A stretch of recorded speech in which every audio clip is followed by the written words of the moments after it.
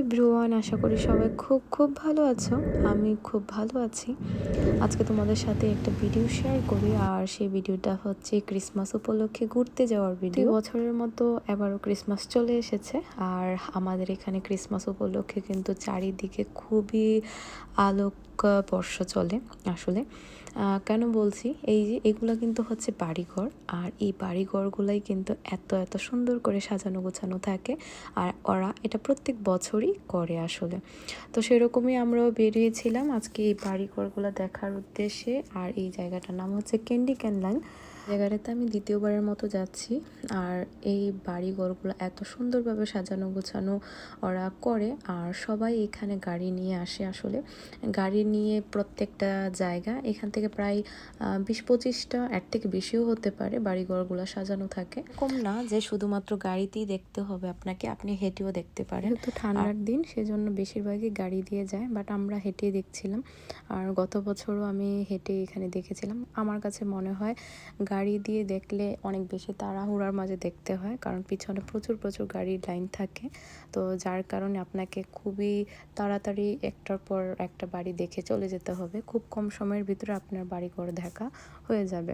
তো সেজন্য আমি ভাবলাম যে না, আমরা হেঁটে কথা বলতে বলতেই বাড়িঘরগুলো দেখি আর একটু এনজয় করি। তো সেরকমভাবে আমরা ঘুরছি। এরকমটা বলি আসলে, আমাদের এখানে শনি রবিবার ছুটির দিন থাকে বেশিরভাগই।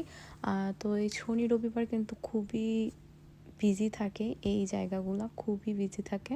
তো অনেক সময় শুক্রবার থেকে শুরু হয়ে যায় এত এত মানুষের ভিড়। আর যেহেতু এখন ক্রিসমাস একদমই কাছাকাছি চলে এসেছে, সো এই বাড়িগুলো কিন্তু প্রচণ্ড পরিমাণে ভিড় থাকে। আর এগুলা প্রত্যেক বছরই সাজানো হয়, এটা ওদের একটা চিরাচরিত প্রথার মতো। আর নর্মালি আপনি এমনিতে যদি আমরা চারপাশে বের হই, টুকিটাকি এইখানে একটা বাড়িতে ঘর সাজানো থাকে ওইখানে, বাট এই জায়গাটা পুরোটা জায়গা জুড়েই একদম বাড়িঘরগুলো সাজানো থাকে। এটা ওদের একটা প্রথা অনুযায়ীর মতো চলে এসেছে। আমি একবার গুগলে সার্চ দিয়েছিলাম যখন এখানে যাব, তো যাওয়ার সময় যখন সার্চ দিই তখন আমি দেখেছিলাম যে এটা ওরা প্রচুর অনেক অনেক আগের থেকে ওরা এখানে এই লাইটগুলো করে থাকে।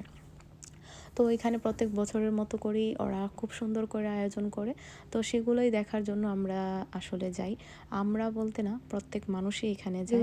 থ্যাঙ্কসগিভিং, তারপর ক্রিসমাস, এই সবগুলা যাওয়ার পর মানুষ সবাই কিন্তু ক্রিসমাসটার জন্য অপেক্ষা করে, কারণ চারদিকটা এত পরিমাণে জমকালো থাকে, সেটা আসলে না দেখলে বোঝা যায় না। তারপর এই তো গল্প কথায় আমাদের রাতের আধারে কেটে গেল কিছুটা সময়, কিছুটা মুহূর্ত।